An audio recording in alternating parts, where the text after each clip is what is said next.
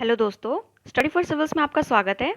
तो आज हम जो हमारा चैप्टर कल पेंडिंग रह चुका था, जो चैप्टर 3 जो हम डिस्कस कर रहे थे, expansion and consolidation of British power, वो हाफ हमारा इनकम्प्लीट था, तो उसको आज हम कंप्लीट करेंगे।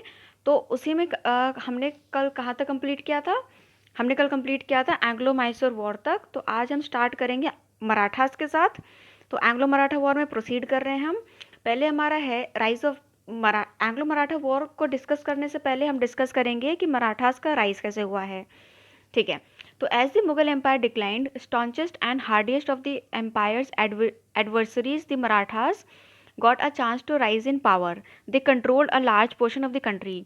सो जैसा कि अगर आपको याद होगा, तो हमने लास्ट लेक्चर में डिस्कस किया था कि जैसे जैसे मुगल एम्पायर डिसइंटीग्रेट हो रहा था, तो ऐसा मतलब समझा जा रहा था कि जो मराठास हैं वो मुगल के सक्सेसर्स हो सकते हैं। वो कौन सा ऐसा बैटल हुआ था जिसमें ऐसा फाइनली मतलब लाइक क्लियर हो चुका था कि मराठास जो हैं वो मुगल एम्पायर को सक्सीड नहीं करेंगे? अगर आपको याद है तो आप कमेंट सेक्शन में लिखिए उसका जवाब। Second is, by the middle of 18th century, they were in Lahore thinking of becoming rulers of North Indian Empire and in the court of the Mughals, playing the role of king makers. So, in the middle of the 18th century, because 18th century तक हमारा जो Mughal empire था वो disintegrate हो रहा था, and the Marathas thought of becoming the like king makers or the head of the whole Mughal empire. ठीक है। Though the third battle of Panipat, through the defeat of Marathas by Ahmad Shah Abdali, changed the situation. So उसका जवाब आपका होगा third battle of Panipat, which changed the overall situation. कि जो मराठास सोच रहे थे कि हम मुगल एम्पायर को असेंड करेंगे, वो जो उनका ड्रीम था वो यहाँ पर शैटर हो चुका था। ठीक है। Bajirao I, considered greatest of all the Peshwas, had started a confederacy of prominent Maratha chiefs to manage the rapidly expanding Maratha power. So it was Bajirao I, जिसके अंडर में हम बोल सकते हैं जो पूरा मराठा एम्पायर हमारा था वो under the head of Bajirao I था, जो कि पेशवा थे। Under the arrangement of Maratha Confederacy, each prominent family under a chief was assigned a sphere of influence which he was supposed to conquer and rule, but in the name of the Maratha king, sorry यहाँ पे spelling mistake हो गई है, it is Maratha king Shahu. तो इसमें ऐसा बोला गया है कि दो मराठा का जो एम्पायर था, it was ruled by one sovereign, जो कि हमारा पेशवा थे। बट उसमें क्या था कि कुछ फैमिली को एक प्रोमिनेंट अपना स्पेस दे दी गई थी, या एरिया ऑफ इन्फ्लुएंस दे दिया गया था, जहाँ पर वो कॉन्कर कर सकते हैं एंड रूल कर सकते हैं। But it will be under the head of the Maratha king which was Shahu. The prominent Marathas family were the Gaikwad of Baroda, the Bhonsle of Nagpur, the Holkars of Indore and the Peshwas of Pune. So these are the families जो कि rule कर रहे थे, and they were assigned a sphere of influence, right?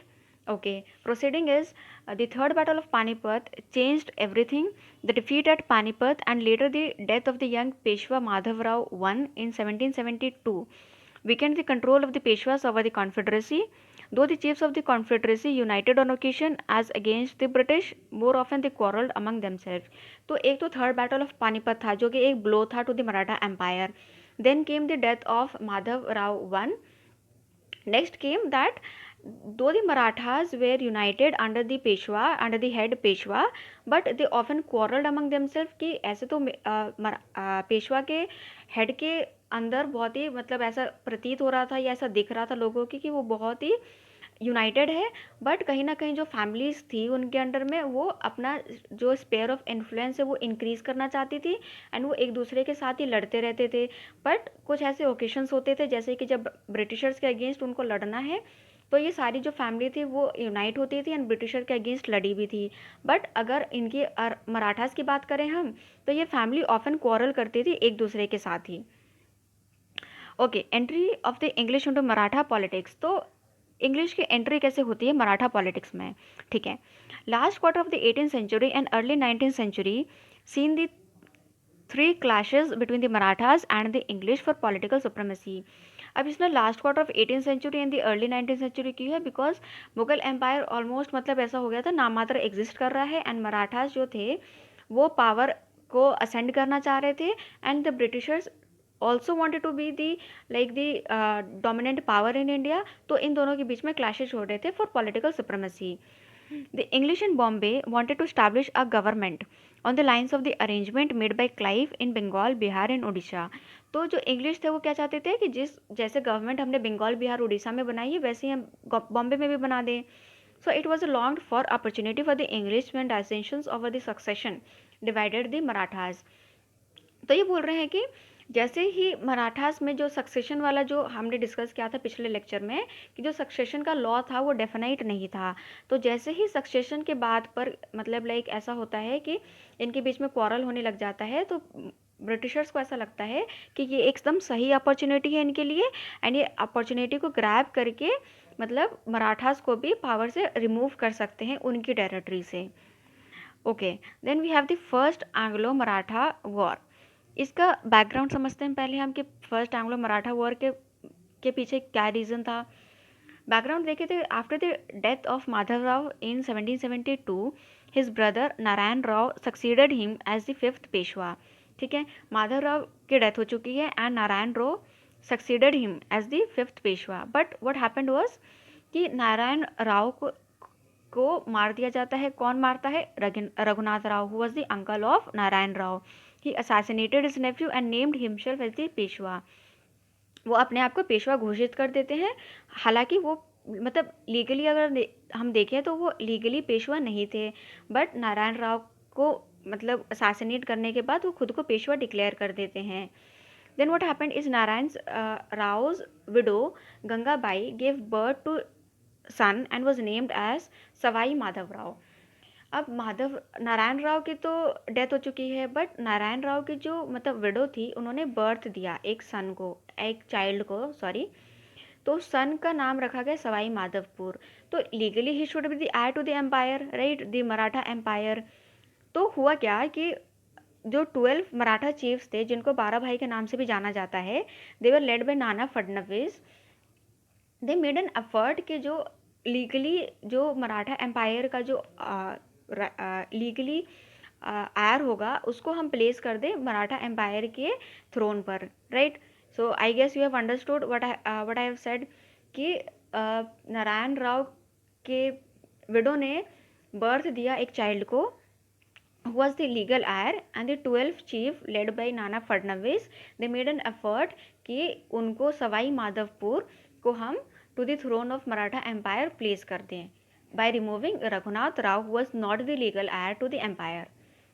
Okay, अब course में क्या हुआ? Okay, so we have understood this the background. अब अगर एंग्लो मराठा वॉर के पीछे हमने ब्रीफ बैकग्राउंड देख लिया, अगर एक्चुअल कोर्स की बात करें तो ट्रीटी ऑफ सूरत हुई थी। ट्रीटी ऑफ सूरत क्यों हुई थी? क्योंकि रघुनाथ राव को पता चल गया था कि उनको बहुत जल्दी रिमूव कर दिया जाएगा, because the legal heir to the throne exist, अभी भी वो जिंदा है। वो अलायंस में एंटर हो गए ब्रिटिशर्स के साथ, which was named as the treaty of Surat. इसमें इन्होंने क्या प्रॉमिस किया? इसमें इन्होंने प्रॉमिस किया कि जो सेल्सेट एंड बेसिन है वो हम आपको दे देंगे, आप बदले में हमारे जो एम्पायर है या मेरी जो गद्दी है उसको आप संभाल के रखो, या मतलब मेरे तक सुरक्षित रखो। ये रघुनाथ राव ने ब्रिटिशर से हेल्प मांगी और बदले में उन्होंने सेल्सेट एंड बेसिन उनको प्रॉमिस कर दिया। हाइवर बाद में क्या हुआ कि जो ये ट्रीटी ऑफ सूरत थी इसको कंडेम कर दिया गया बाय दी ब्रिटिशर्स, और उन्होंने साइन की एक नई treaty which was treaty of Purandar. ठीक है, because they rejected the Surat treaty. However, what happened later is Nana Fadnavis violated the treaty, hence there was the war, which is Anglo-Maratha War, the first Anglo-Maratha War. Okay, अब Maratha leadership की बात करें, war में कौन से मराठा के जो leader थे, तो वो थे हमारे Mahadji Scindia. Followed scorched earth policy and made English surrender. Then was signed the treaty of Vadagaon, which under it what happened was the English were made to surrender all the territory which was acquired by them since 1775। तो हमने देखा कि जो first Anglo Maratha war हुआ था इसमें जो मराठास थे वो एक स्कॉच्ड अर्थ पॉलिसी को फॉलो कर रहे थे, लाइक मतलब आप उनको हरा नहीं सकते थे। ठीक है, कि मतलब लाइक वो जाते थे, अटैक करते थे, छिप जाते थे, और जैसे ही ब्रिटिशर्स विड्रॉ करने लग गए तो like the whole village was like burned. तो ये सारी पॉलिसी से क्या हुआ, the Britishers had to surrender, और साइन होती है ट्रीटी ऑफ वड़ागांव जिसमें ऐसा अग्री किया जाता है कि ब्रिटिशर्स ने जो भी टेरिटरी अनेक्स की है 1775 के बाद वो मराठास को वापस दे दी जाएगी। ठीक है, रिजल्ट क्या होता है? रिजल्ट होता है treaty of Salbai, because the Warren Hastings rejected the treaty of Wadgaon. अभी हमने देखा था कि ट्रीटी ऑफ वडगांव साइन होती है, बट जो ट्रीटी ऑफ वडगांव थी वो मतलब वॉरेन हेस्टिंग्स इसको रिजेक्ट कर देते हैं और एक नई ट्रीटी साइन होती है which was treaty of Salbai. It was ratified in June 1782 and Fadnavis in 1783. There was peace between two sides for 20 years. ऐसा अग्री हो गया था ट्रीटी ऑफ सालबाई में कि दोनों मराठास एंड ब्रिटिशर्स के बीच में 20 ईयर्स का पीस होगा, कोई किसी को अटैक नहीं कर रहा है। And the additional information is Salsette to continue in position of British, rest all to be return to the Marathas. Fine, there was to be no support to Raghunath Rao and Haidar Ali to return all the territory taken from English. ठीक है, अब हैदर अली आप सोच रहे होंगे कि यहाँ पर कैसे आ गया, क्योंकि हमने देखा था कि जो एंग्लो मैसूर वॉर हुए हैं उसमें निज़ाम और मराठास का भी बहुत बड़ा रोल था, because they always sided with the English. ठीक है, तो Hyder Ali will like hold on his territory, Raghunath Rao को कोई भी सपोर्ट नहीं दिया जाएगा, और जो सल्सेट जो आपके बाद ट्रीटी ऑफ सूरत इंग्लिश को प्रॉमिस की गई थी वो इंग्लिश के पोजीशन में ही रहेगी, बाकी जो भी टेरिटरीज होगी वो मराठा को रिटर्न कर दी जाएगी। Okay, so moving on to second Anglo Maratha war. इसका पहले हम बैकग्राउंड देखेंगे कि बैकग्राउंड क्या था एंग्लो मराठा वॉर का, द सेकेंड वन। तो इसमें क्या हुआ था कि जो बाजीराव टू थे वो हमारे पेशवा बन चुके थे, फाइन, इसमें। एंड नाना फडणवीस जो थे हमारे, he was the chief minister. But इनके बीच में क्या हुआ था, जो नाना फडणवीस एंड पेशवा थे हमारे बाजीराव टू, इनके बीच में हमेशा ही कॉन्फ्लिक्ट वाला सिचुएशन रहती थी। That means they did not use to like each other. इसका बेनिफिट किसने उठाया? इसका बेनिफिट उठाया आपके ब्रिटिशर्स ने। उन्होंने सोचा कि मतलब ये एक अपॉर्चुनिटी मिल गई है उनको, क्योंकि जस्ट बिकॉज जब भी कॉन्फ्लिक्ट रहता है किसी भी राज्य के इंटरनली कोई कॉन्फ्लिक्ट रहता है, तो ऑब्वियस सी बात है कि बाहर वाले को मौका मिल जाता है कि आप उसमें और ज़्यादा कॉन्फ्लिक्ट पैदा करके स्टेट को लाइक ब्रेक ऑफ कर सकते हो। तो इसने क्या किया कि इनके बीच में डिसीजन था, but Nana Phadnavis was like थोड़े बहुत स्ट्रांग थे। बट 1800 में क्या हो जाता है कि 1800 में नाना फडणवीस की डेथ हो जाती है। अब इसमें जो हमारे पेशवा थे बाजीराव टू, जो स्पार्क होता है, स्पार्क कहाँ से हुआ था? पेशवा बाजीराव टू ने जसवंतराव होलकर के ब्रदर को असैसिनेट कर दिया। अब असैसिनेट कर दिया तो होलकर तो चुपचाप बैठेंगे नहीं, ऑब्वियस सी बात है वो पेशवा को ढूंढेंगे। तो जो पेशवा थे वो भागकर चले जाते हैं कहाँ पर? ब्रिटिशर्स के पास में। ठीक है, कि आप हमें लाइक अगर वॉर होता है तो आप हमें बचा लेना, या आप हमारी साइड से वॉर में खड़े रहना। ठीक है, इसके लिए होती है ट्रीटी ऑफ बसेन। किनके बीच में होती है? ये होती है आपके पेशवा एंड ब्रिटिशर्स के बीच में।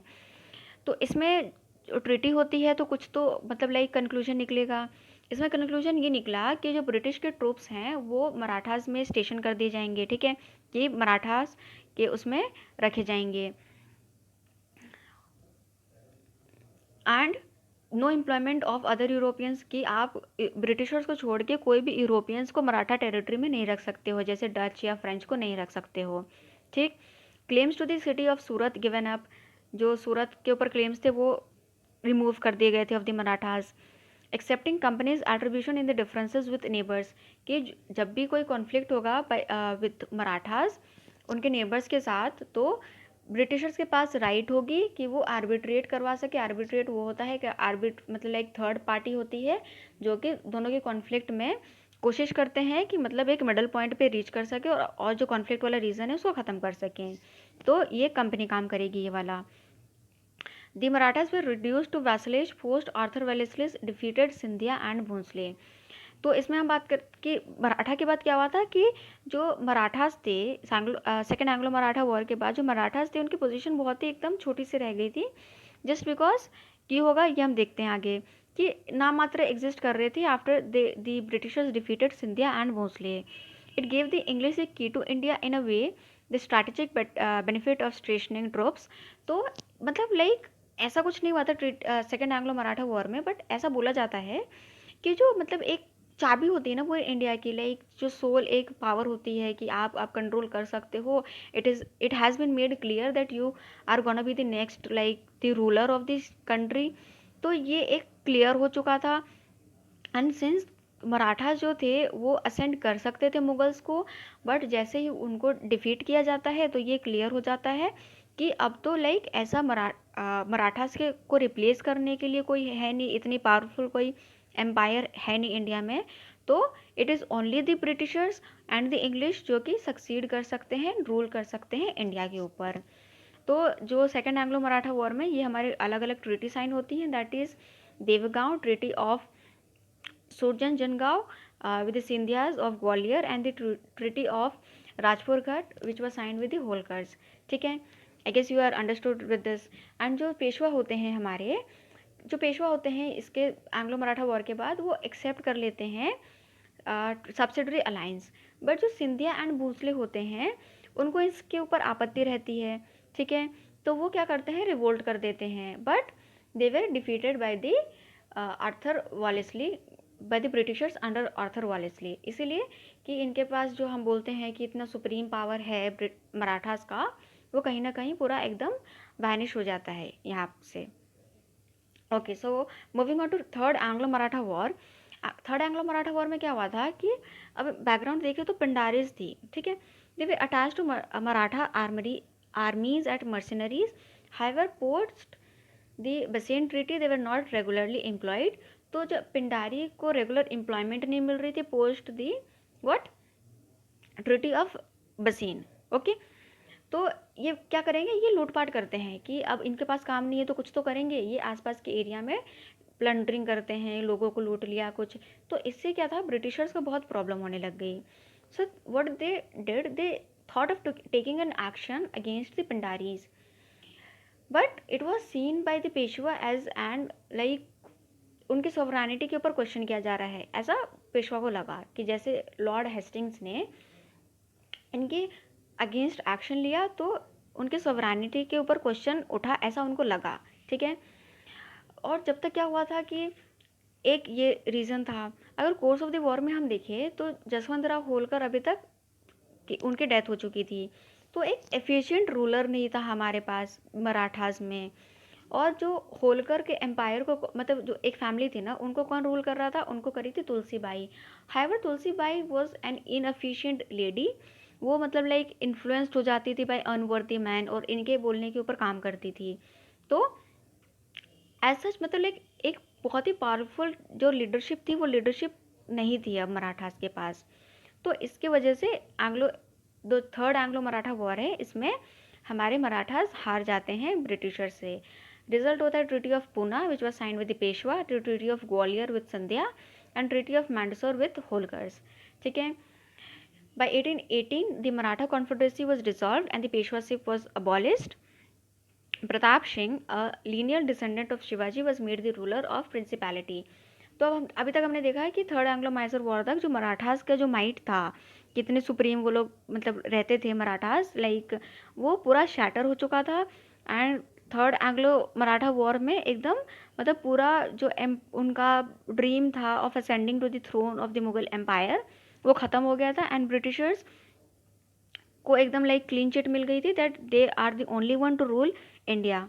Okay, so let's discuss about what were the reasons that why the Marathas lost। first is inept leadership। ठीक है, क्योंकि जो लेटर लीडरशिप थी हमारे पास वो इनएफिशिएंट थी। जैसे हमारे जसवंत राव होलकर ये बहुत ही सेल्फिश थे and they were no match for the British officials. ठीक है, जैसे आर्थर वेलेस्ली, इनके मुकाबले में ये मतलब कहीं पर स्टैंड नहीं कर रहे थे। Then we have the defective nature of the Maratha state, जैसे हमने डिस्कस किया था कि लाइक ऐसे वो यूनाइटेड प्रतीत होते थे बट यूनाइटेड वो थे नहीं, क्योंकि इंटरनल क्वारल्स बहुत थे उनके अंदर। तो जब आप इंटरनली क्वारल कर रहे हो तो ऑब्वियस बात है कुछ टाइम के बाद आपका एम्पायर ऐसे ही डिसइंटीग्रेट हो जाएगा। जहाँ पर यूनिटी नहीं वहाँ पर एम्पायर कैसे रह सकता है।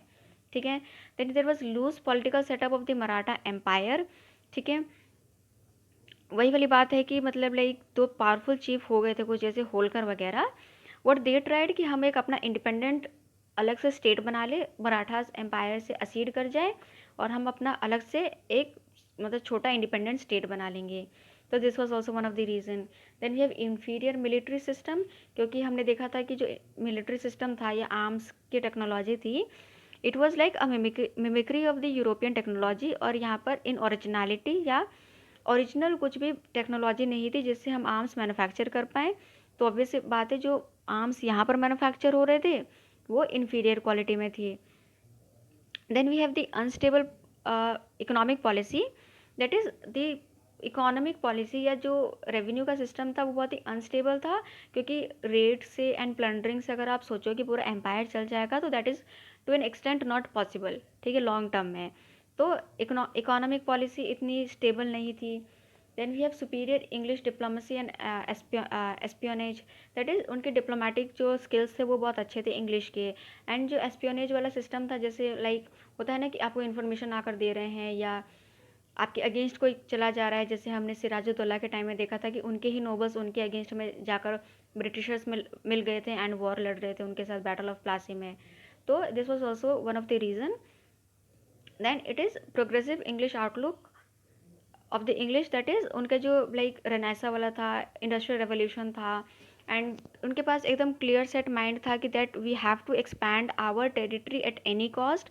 वो बस प्रॉफिट मोटिव के लिए काम करते थे, ना कि अपना एम्पायर बिल्ड अप करने के लिए तो नहीं आए थे इंडिया में।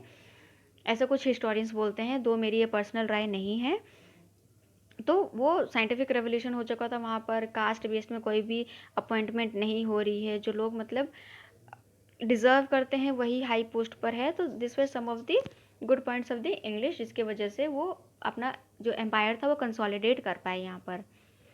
Okay, so moving on we have the now conquest of Sindh.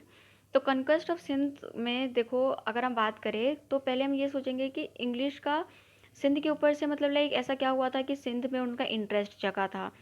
तो it was the farman of the Mughal emperor in 1630 to the English for the ports usage in Sindh.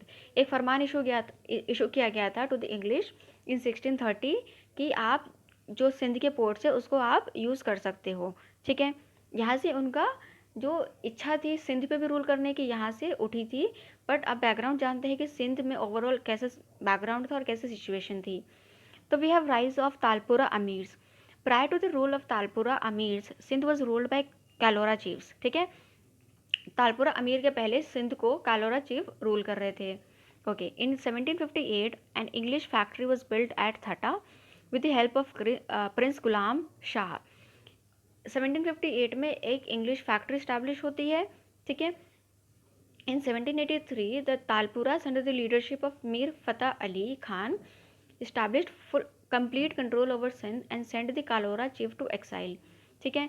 1783 में जो तालपुराज होते हैं वो अपना कंट्रोल इस्टेब्लिश कर लेते हैं सिंध में, और जो कालोरा चीफ है उनको एक्साइल में भेज देते हैं, उनको रिमूव कर देते हैं फ्रॉम द थ्रोन।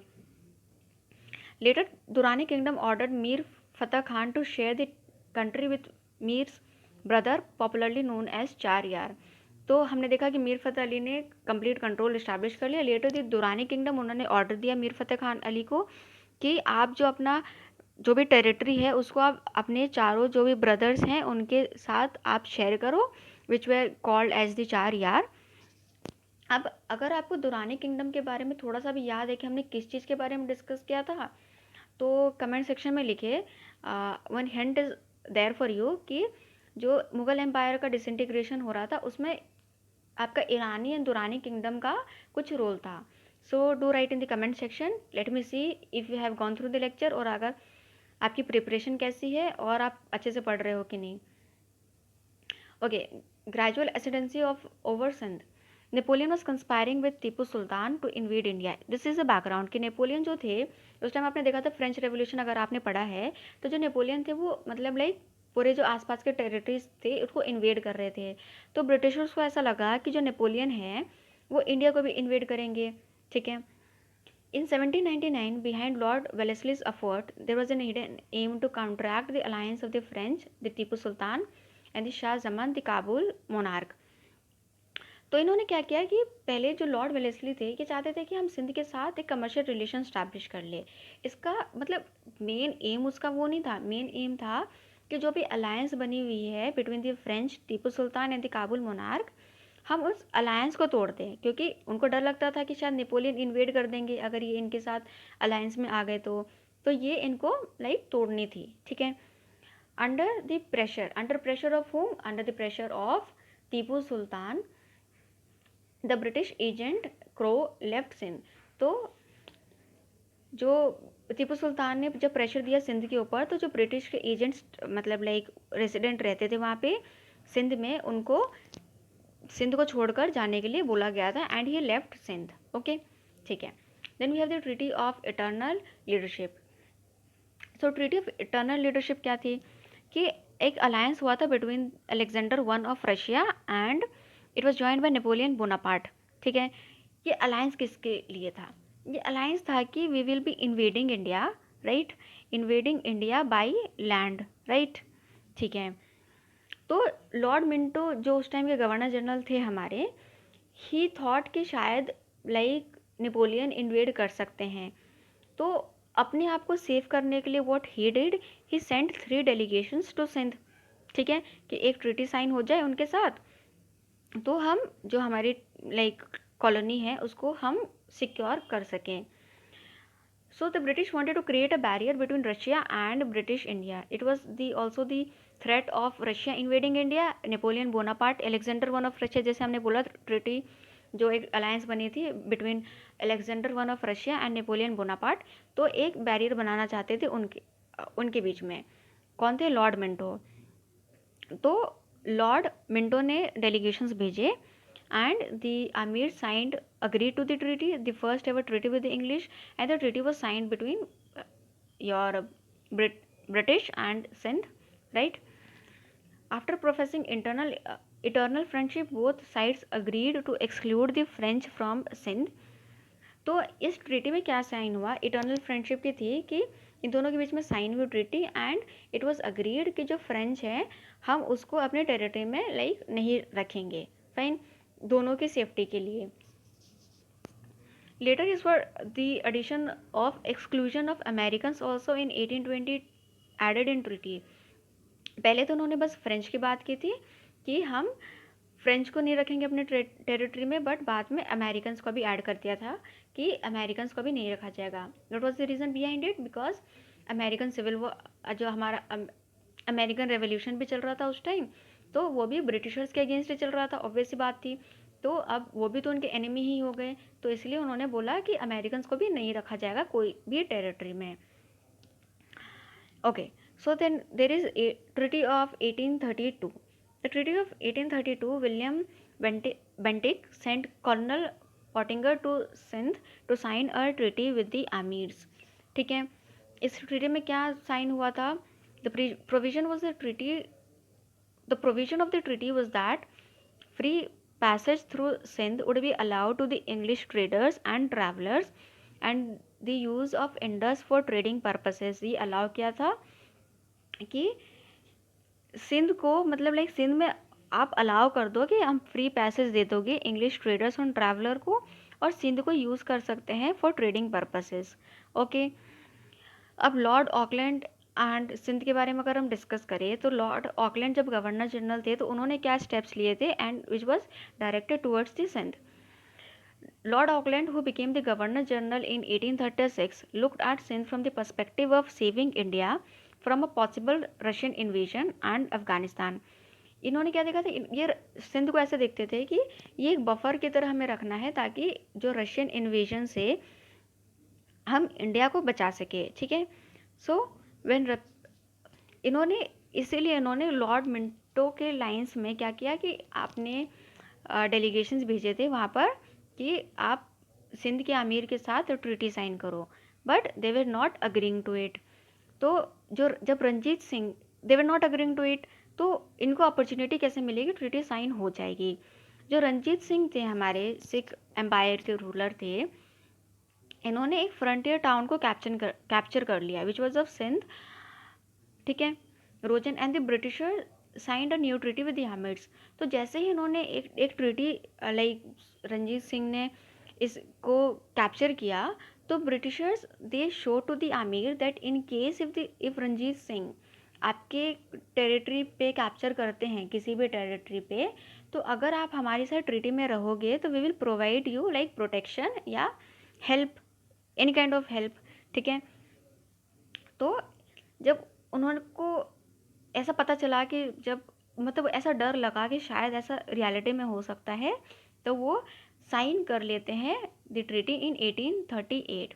इससे क्या हुआ, the Sindh was turned into a British protectorate in 1838। एक जो ब्रिटिश रेसिडेंट था उसको प्लेस कर दिया गया इन सिंध, ठीक है, और वो जो रेसिडेंट था वो कहीं भी घूम सकता है in the territory of Sindh. ये वहाँ से क्लियर हो गया। In 1839, Sindh accepts subsidiary alliance. Henceforth, the emirs were debarred from having any negotiations with foreign states without company's knowledge. तो 1838 में हमने देखा कि एक ब्रिटिश रेसिडेंट ही प्लेस होता है, बट 1839 में क्या हो जाता है कि सब्सिडरी अलायंस को एक्सेप्ट कर लेते हैं सिंध। एंड इसके बाद क्या होता है कि जो भी पावर थी सिंध के आमिर के पास वो चली जाती है, एंड वो कोई भी लाइक नेगोशिएशंस नहीं कर सकते कोई भी फॉरेन स्टेट के साथ जब तक वो कंपनी को नहीं बताए। तो लाइक ऐसा सोच लो कि एक ये पपेट की तरह, सिंध भी पपेट की तरह हो गया है ब्रिटिश का, ठीक है, जो हम बोलेंगे आपको वही करना है।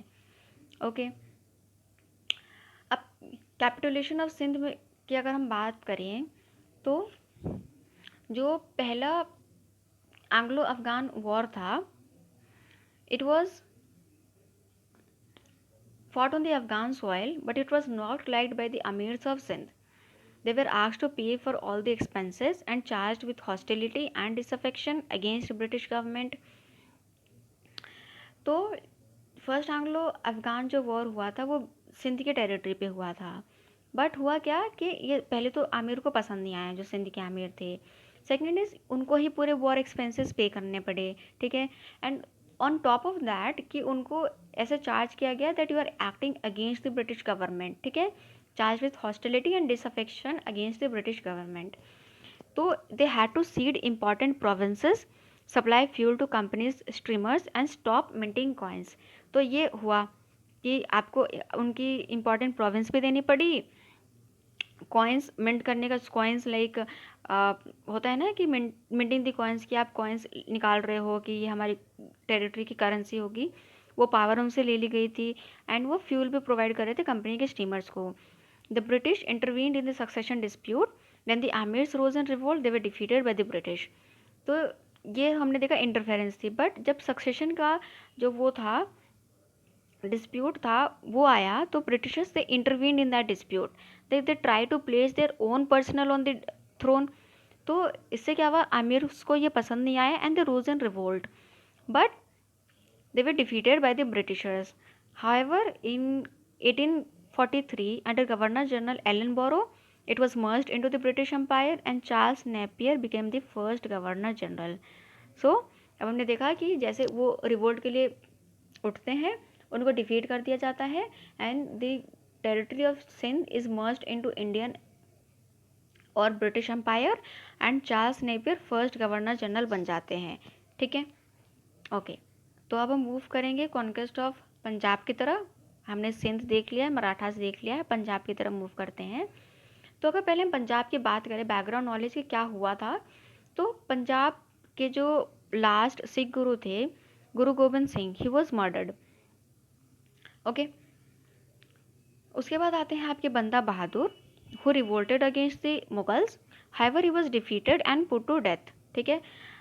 आपके गुरु गोविंद सिंह के बाद आते हैं Banda Bahadur, however he was defeated and he was put to death in 17, कौन से ईयर में था, 1716 में, ठीक है। इसके बाद क्या हुआ था, जो सिख एम्पायर था वो कहीं ना कहीं एकदम फ्रेगमेंटेड हो गया था, कि टुकड़ों में बट गया था।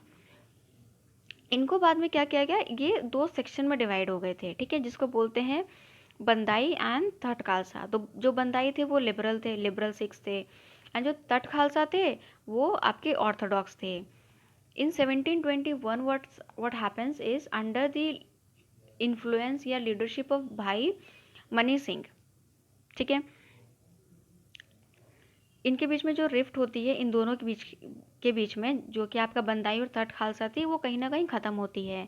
Letter in 1784 under the leadership of Kapur Singh Fazilpuria, he organize the Sikhs under Dal Khalsa.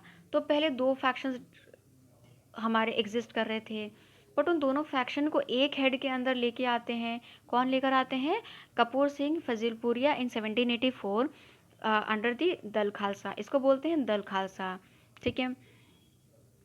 What he wanted to unite the followers of Sikhism. This Dal Khalsa was formed into two sections. This was again divided into two sections, which was Taruna Dal and Buddha Dal, ठीक है, ठीक है। However आप देखो कि हम देख रहे हैं कि इन्होंने मतलब लाइक दो उसमें डिवाइड कर दिए, वेटरन्स वाले थे एंड आपके यंग वाले थे। बट जो बार बार इन्वेजन हो रहा था, अहमद शाह अब्दाली या नादिर शाह के, मतलब नादिर शाह का इन्वेजन हो रहा था, तो इससे यहाँ पर भी कन्फ्यूजन और एनार्की फैल गई थी, यहाँ पर कि कन्फ्यूजन वाला स्टेट फैल गया है पंजाब में, ठीक है। तो इससे जो थी, जो सिख अम्पायर था, it was consolidated in micelles, कि ये जो सिख अम्पायर था मिसल्स में अपने आप को ऑर्गेनाइज कर लेते हैं, और एक मिसल नहीं था, बहुत सारे मिसल थे। और इसमें जो हमारे शुक्रचकिया मिसल के जो हेड थे, जिनका नाम महान सिंह था, उनके बेटे रहते हैं रंजीत सिंह, राइट। तो जब महान सिंह की डेथ होती है, तो जो रंजीत सिंह होते हैं वो असेंड करते हैं। जब तक रंजीत सिंह असेंड करते हैं, जब तक सारे जो मिसल रहते हैं वो डिसइंटीग्रेट होने लग जाते हैं। तो रंजीत सिंह के पास एक अच्छी अपॉर्चुनिटी रहती है कि हम अपना जो उनका जो कंट्रोल है वो कंसोलिडेट कर सकते हैं, एक्सपैंड कर सकते हैं बाकी मिसल्स में, एंड सिखिज्म या सिख एम्पायर को कंसोलिडेट कर सकते हैं वापस अंडर वन लीडर, ठीक है।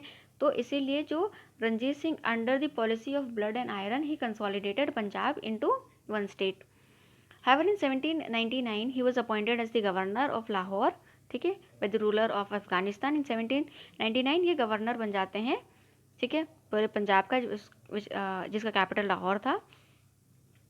In 1805 Ranjit Singh acquired Jammu and Amritsar and thus the political capital Lahore and religious capital Amritsar of Punjab. तो ये आपको याद रखना है कि political capital उस टाइम का था लाहौर and religious capital था Amritsar, okay. Ranjit Singh and the British, fear of Franco Russian invasion through the land route, ये हमने देखा कि हमने उसमें भी डिस्कस किया, सिंध वाले टॉपिक में भी, कि ऐसा डर था कि शायद रशिया इन्वेड कर सकता है, तो सिंध भी वहीं पर था, लाइक सिंध से नीचे ही था ना पंजाब भी, तो उसको भी लाइक कंट्रोल करना पंजाब को बहुत इंपॉर्टेंट था, क्योंकि अगर इन केस रशिया इन्वेड करता है, तो अगर ब्रिटेन के अंडर वो टेरिटरी है, तो ब्रिटेन लाइक उनसे लड़ सकते हैं या अपना टेरिटरी को लाइक और ज़्यादा पावरफुल बना सकते हैं। तो मतलब लाइक जो डर था उनका रशियन इन्वेजन का, वो कहीं ना कहीं ख़त्म हो सकता था, तो एक तो ये डर था उनके अंदर। Thus Lord Minto sent Charles Metcalfe to sign the treaty with Ranjit Singh, ठीक है, हाउएवर द नेगोशिएशंस फेल्ड। तो इस डर की वजह से चार्ल्स जो मेटकेल्फ हैं, उनको भेजा जाता है बाय लॉर्ड मिंटो कि आप एक ट्रीटी साइन करके आओ रंजीत सिंह के साथ, बट जो नेगोशिएशंस रहते हैं उनके बीच में, वो मतलब लाइक किसी रीज़न से नहीं हो पाते हैं। However later he accepted the treaty of Amritsar. तो ट्रीटी ऑफ अमृतसर का आउटकम क्या था, जो मेन क्रक्स अगर हम बोल सकते हैं, तो it checked Ranjit Singh aim of extending his rule over entire Sikh nation by constraining it to river Satluj as the eastward boundary for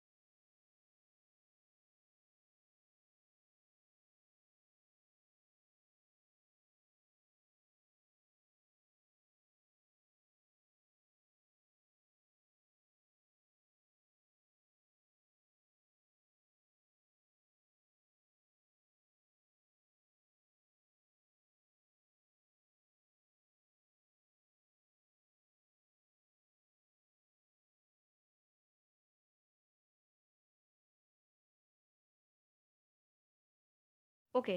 तो अगर ट्रीटी ऑफ अमृतसर की बात करें हम, तो इसका मेन क्रक्स क्या था, it checked Ranjit Singh's aim of extending his rule over entire Sikh nation by constraining it to river Satluj as the eastward boundary line for his dominion। तो रंजीत सिंह का जो एम था कि उसको अपना एम्पायर कंसोलिडेट करना था, वो it was checked by the treaty of Amritsar, क्योंकि उसने ऐसा डिफाइन कर दिया था कि जो सतलज होगी वो ईस्टवर्ड बाउंड्री होगी of the state of Punjab, ठीक है। In 1838, Ranjit Singh was compelled to sign the tripartite treaty with English, that is Ranjit Singh. इसमें कौन कौन से हमारे पार्टीज थे? रंजीत सिंह थे, इंग्लिश थे एंड साज सूजा थे, ठीक है। इन 1838 ये ट्रीटी साइन होती है। Ranjit Singh dies in 1839 and thus became the decline of empire. इनकी डेथ हो जाती है 1839 में और जो मुगल एम्पायर का जो डिसइंटीग्रेशन है वो स्टार्ट हो जाता है। आफ्टर रंजीत सिंह क्या होता है? Kharak Singh, the son of Ranjit Singh, he was inefficient and during his time court factions became active. तो अगर हम बात करें तो मतलब रंजीत सिंह के जो बेटे थे खरक सिंह, वो इतने एफिशिएंट नहीं थे उनकी तरह, एंड जो कोर्ट फैक्शंस रहते हैं, जो नोबल्स वगैरह रहते हैं, वो बहुत एक्टिव हो जाते हैं कि एम्पायर को डिसइंटीग्रेट करने में उनका बहुत बड़ा रोल रहता है, एंड उनके ऊपर कंट्रोल भी इतना सॉलिड नहीं रहता है। On his death plans and counter plans to capture the throne began. अब खरक सिंह की भी डेथ हो जाती है तो एक मतलब प्लानिंग स्टार्ट होने लग जाती है कि थ्रोन को हम कैप्चर कर लें।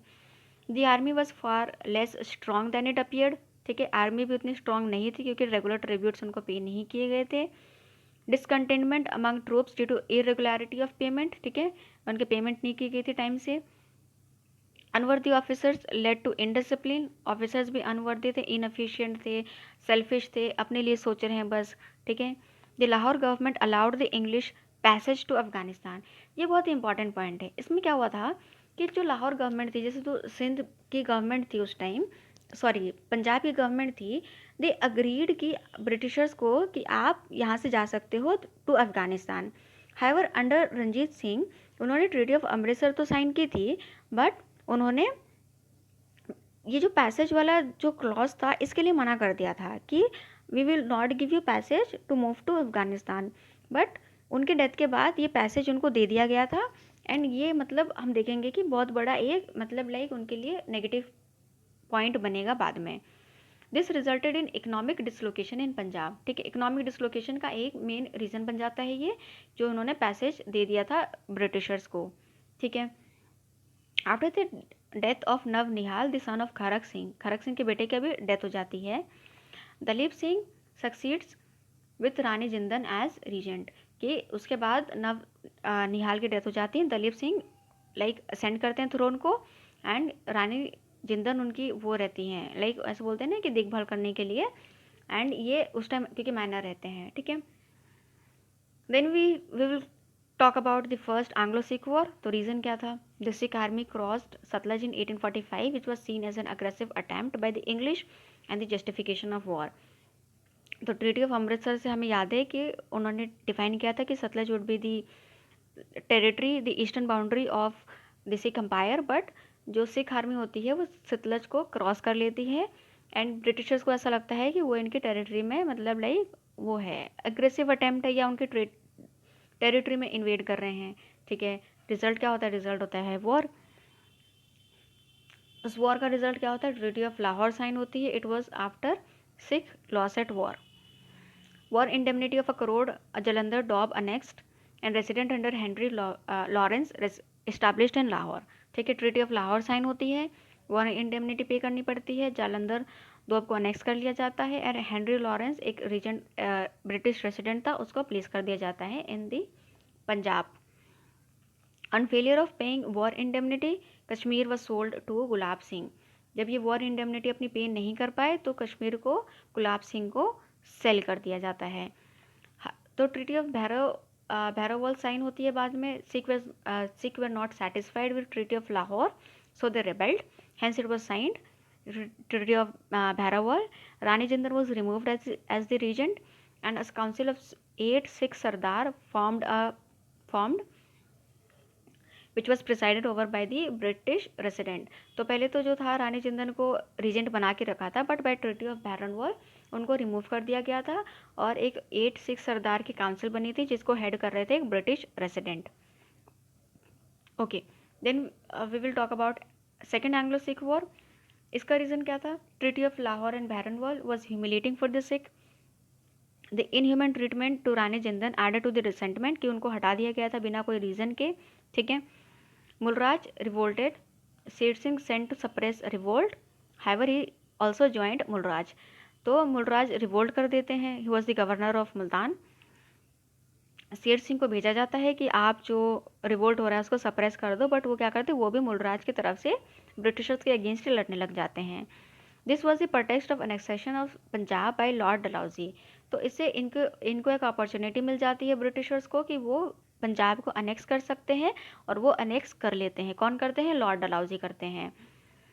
Sher Shah lost, Sikh army and Shershah surrendered in 1849। ठीक है, ये हार जाते हैं, ये सरेंडर कर देते हैं। एंड पंजाब के under chief commissioner and John Lawrence became the first chief commissioner. ये फैक्चुअली बहुत इंपॉर्टेंट है, क्योंकि अक्सर ये ऐसे एग्जाम्स में पूछ लिए जाते हैं आपके पीसीएस वगैरह में। हालांकि यूपीएससी ने तो ऐसा कभी पूछा नहीं है, बट पीसीएस एग्जाम्स में ऐसे क्वेश्चंस आ जाते हैं। So try to like mug up this fact. Okay, then we have relation of British India with neighbouring countries. तो अगर हम लाइक आसपास की हमारे नेबरिंग कंट्रीज़ के साथ रिलेशन देखें, तो it is just in brief we will be coming out with a new lecture, जिसमें हम ये पूरे जो रिलेशन है उनके वो डिस्कस करेंगे। However for the time being हम बस आपके साथ ये डिस्कस कर रहे हैं कि कैसे रिलेशन थे, कौन से ट्रीटी साइन हुई थी। एंग्लो भूटान रिलेशन में अगर हम बात करें तो अनेक्स हो गया था, भूटान को अनेक्स कर लिया गया था in 1865 when John Lawrence was the governor general here. Okay, then we have Anglo Nepal relation. अगर हम देखें तो एंग्लो नेपाल वॉर होता है first in 1814 to 1816, ended with treaty of Sugauli in 1860 under Lord Hastings. ये अभी लाइक बहुत ही चर्चा में रहा है ट्रीटी ऑफ सगौली, क्योंकि आपने अगर न्यूज़ अगर आप फॉलो कर रहे हो तो लिम्पियाधुरा वगैरह जो काला पानी डिस्प्यूट चल रहा था इंडिया एंड नेपाल के बीच में, तो treaty of Sugauli was one of the main points वहाँ पर। तो इसके बारे में डिटेल में लेकर आएंगे। And we will also bring out a lecture कि आपको ये ईयर कैसे याद रखने हैं। लाइक बहुत सारे स्टूडेंट्स ऐसा कैसे कंप्लेन रही है कि वो ये लर्न नहीं कर पाते हैं कि ये वॉर कब हुआ था। जैसे Anglo Maratha war, Anglo Mysore war, कैसे याद करें सीक्वेंस वाइज कि 1814 में हुआ है, 1835 में हुआ है। इसको याद करने का हम एक शॉर्ट ट्रिक लेकर आएंगे निमोनिक्स के साथ, जिससे आप बहुत इजीली लर्न कर सको। एंड गवर्नर जनरल भी उस टाइम के जो भी थे वो हम ईजी तरीके से लर्न करने के लिए आपके लिए एक अलग लेक्चर लेकर आएंगे। एंग्लो बर्मा वॉर की बात करें तो फर्स्ट बर्मा वॉर हुआ था आपका 1824 to 26, ended with treaty of Yandabo in 1826, जब गवर्नर जनरल थे हमारे Lord Amherst. Second Burma war हुआ 1852 under Lord Dalhousie. Then we have third Burma war 1885 under Lord Dufferin. ठीक है, एंग्लो तिब्बत रिलेशन की बात करें तो Younghusband mission to Tibet and treaty of Lhasa under Lord Curzon.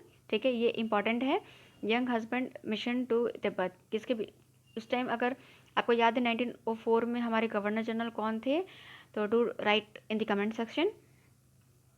Anglo Afghan relation की बात करें तो it was the forward policy of Auckland tripartite treaty, जिसके बारे में हमने डिस्कस किया है। Britain between British Sikhs and Shah Shuja, first Anglo Afghan war under Lord Auckland. Right, okay, first Afghan war की बात करते हैं अब हम। The forward policy of Auckland, it was to protect the Indian boundary from Russian attack either through a treaty or annexing the neighboring countries. Tripartite treaty with Sikh and Shah Shuja were signed by the British after Dost Mohammad of Afghan sided with Russia and Russia. तो इसमें अगर forward policy of Auckland की बात करें तो ये किसके बारे में बात कर रहे थे? ये बात कर रहे थे कि हमें कैसे न कैसे करके अपनी इंडियन की जो कॉलोनी है वो बचानी है। तो या तो आप नेबरिंग टेरिटरीज के साथ ट्रीटी में आ जाओ, या तो आप उनको एनेक्स कर लो, एक ही बात है। हमें तो अपनी टेरिटरी की सुरक्षा करनी है, सिक्योर करना है, तो किसी भी माध्यम से कर लो। ठीक है, तो एक ट्राईपार्टाइट ट्रीटी साइन होती है। ठीक है, वो होती है आपकी ब्रिटिश, सिख एंड शाह सूजा के बीच में। ठीक है, British intention was to establish a permanent barrier against schemes of aggression from north west. North west आपका वही है, आपका रशिया है एंड आपका नेपोलियन है फ्रेंच का। ठीक है, इन दोनों का इन्वेजन का डर था उनको। English army entered Kabul and Dost Muhammad surrendered and Shah Shuja was made the Amir, which was unacceptable to Afghans। तो जब वो मान नहीं रहे थे, जो आमिर थे उस टाइम के, तो वो जो दोस्त मोहम्मद थे वो मान नहीं रहे थे ब्रिटिशर्स के लिए, लाइक मतलब ट्रीटी वगैरह में एंटर करने के लिए। तो वो इन्वेड कर लेते, एंटर कर लेते हैं। ठीक है, ज़बरदस्ती। तो दोस्त मोहम्मद क्या करते, सरेंडर कर देते हैं, उनको रिमूव कर दिया जाता है एंड शाह शुजा को नया अमीर बना दिया जाता है। However it was not acceptable to the Afghans. ठीक है, जो शाह शुजा बनते हैं तो सब्सिक्वेंटली वो क्या करते हैं, दे revolt. Hence the Afghans rose in revolt and Dost Muhammad empire was restored and was recognized as the independent ruler of Afghan. कि जैसे ही शाह शुजा को प्लेस किया जाता है, अफगान्स को ये पसंद नहीं आता है, वो रिवोल्ट कर देते हैं तो दोस्त मोहम्मद को वापस जो अमीर है वो बना दिया जाता है and he is recognised as the independent ruler of Afghan. ठीक है, ये हमने देखा लॉर्ड ऑकलैंड की. अब जॉन लॉरेंस के देखें तो जॉन लॉरेंस की थी पॉलिसी ऑफ मास्टरली इनएक्टिविटी. ये किसके बारे में बात कर रहे थे? It was a reaction towards the disasters of the first Afghan war. There was no interference in Afghan politics. It was rested on two conditions: that peace at the frontier is not disturbed and no one seeks foreign help in civil war. Masterly inactivity से मतलब नाम से ही आपको समझ में आ रहा होगा कि मतलब हम ऐसा कुछ इंटरफेयर नहीं करेंगे आपके एम्पायर में. तो यही थी जॉन लॉरेंस की कि we will not interfere in Afghan politics. ये बस दो कंडीशन के ऊपर था कि एक तो है कि यहाँ पर पीस भंग नहीं होनी चाहिए, ठीक है, ये डिस्टर्ब नहीं होनी चाहिए. सेकेंड इज अगर वॉर होता है, ठीक है, मतलब सिविल वॉर होता है तो कोई भी टेरिटरी फॉरेन हेल्प नहीं लेगी. अब ऐसा नहीं है ना कि हेल्प मतलब वॉर हो जाता है एंड जो आपके अफगान होते हैं वो फ्रेंच की हेल्प ले लें या रशिया की हेल्प ले लें. तो इट वाज प्रोहिबिटेड, ये इस ट्रीटी में था. ठीक है, okay. Then we have Lytton and his policy of proud reserve. तो लिटन की पॉलिसी अगर हम देखें, it was aimed at having scientific frontiers and safeguarding influence. As per this, the relation with Afghan could not be left ambiguous. अभी तक हमने देखा जो मास्टरली इनएक्टिविटी थी उसमें क्या था, हम इंटरफेयर नहीं करे जब तक आप पीस मेंटेन करके रख रहे हो. पर लिटन ने क्या बोला कि हम जो हमारा रिलेशन है अफगान के साथ उसको ऐसे एम्बिगियस नहीं छोड़ सकते हैं. क्यों? क्योंकि एम्बिगियस रहेगा तो कभी भी कुछ भी हो सकता है ना. हमें क्लियर कट एकदम रिलेशन स्टैब्लिश होने चाहिए या डिफाइंड होने चाहिए कि आइदर लाइक आप प्रोटेक्टरेट हो यहाँ के या आप हमारी फ्रेंडली नेशन हो, मतलब कुछ भी हो, सब्सिडियरी अलायंस में एंटर कर रहे हो. तो बहुत ही क्लियर कट सोल्यूशन चाहिए था इनको. होता है सेकेंड एंग्लो अफगान वॉर. इसके बाद क्यों होता है? लिटन जो होते हैं वो एक पॉलिसी पुट फॉरवर्ड करते हैं आमिर के साथ. बट जो आमिर होते हैं शेर अली, ये क्या करते हैं, ये साइन नहीं करते क्योंकि ये चाहते थे कि हम मतलब दोनों के साथ फ्रेंडशिप रखें. किसके साथ? एक तो इंग्लिश के साथ रखें और रशिया के साथ भी रखें. ठीक है, ये दोनों के साथ रखना चाहते थे. तो इन्होंने रिफ्यूज़ कर दिया कि हम ब्रिटिश एनवॉय को नहीं रखेंगे यहाँ पर. कहाँ पर? अपने टेरिटरी में. ठीक है, but when it was later, जब सेम कंसेशन उनको रशिया ने दिया, मतलब इंग्लिश चाहते थे कि एक ब्रिटिश प्रेसिडेंट को रखा जाए बट इन्होंने मना कर दिया. बट जब रशिया ने दिया तो इन्होंने हाँ कर दी, इनको रख लिया गया. तो लिटन को ये बात पसंद नहीं आई and he decided to invade Afghan. जैसे उन्होंने इन्वेड किया, शेर अली भाग गए वहाँ से और ट्रीटी ऑफ गंदमक साइन होती है इनके बीच में. It was between Yakub Ali and the British. Yakub After Yaqub Ali's abdication, Abdur Rahman was appointed the new Amir. In the end, Lytton's plan of dismemberment of Afghanistan couldn't be carried out and Ripon decided to keep Afghan as a buffer state. ठीक है, इनकी जो policy थी बहुत ही short term के लिए थी क्योंकि ये लॉन्ग टर्म में कैरी ऑन नहीं की जा सकी. एंड जो लिटन के बाद जो नए गवर्नर जनरल बनते हैं रिपन, वो मतलब अफगान को एज अ बफर स्टेट ही रखते हैं. ऐसा मतलब कुछ छेड़छाड़ करते नहीं उनके साथ और एक बफर की तरह रखा जाता है अफगान को. ओके, अगर ring fence policy of Warren Hastings की बात करते हैं अब हम. रिंग फेंस पॉलिसी क्या थी? Defending of one's own territory by creating buffer zones outside other surrounding territory. Awadh acted as a buffer zone between against Afghan invasion and Marathas attack on the British territory of Bengal. तो Warren Hasting की जो ring fence policy थी, अपने territory के आसपास के जो मतलब लाइक नेबरिंग स्टेट्स थे, ठीक है, उसको मतलब बफर जोन की तरह रखो ताकि कोई भी इन्वेजन होता है तो पहले उनके ऊपर अटैक आना है. डायरेक्ट आप ब्रिटिशर्स के ऊपर या इंडियन की जो मतलब लाइक कॉलोनी थी ब्रिटिश की उस पर अटैक नहीं कर सकते हो. तो ये थी कि आपने एक रिंग फेंस कर दी है पूरी टेरिटरी के चारों तरफ. तो ये थी ring fence policy of Warren Hasting. Okay, next we have subsidiary alliance by Wellesley. The allying Indian states maintained British army at its frontier and paid for their maintenance. Ruler had to post British official at their court and ruler could not employ Europeans under Britishers without British permission. तो इनको एक मतलब like resident रखना पड़ता था अपने court में, ठीक है। दे मेंटेन्ड ब्रिटिश आर्मी, और इनके मेंटेनेंस के लिए खुद वो स्टेट पे करता था। They can not employ other Europeans, किसी भी अदर यूरोपियंस को वो एम्प्लॉय नहीं कर सकते हैं जब तक ब्रिटिशर से नहीं पूछें, ठीक है। ये थी सब्सिडरी अलायंस।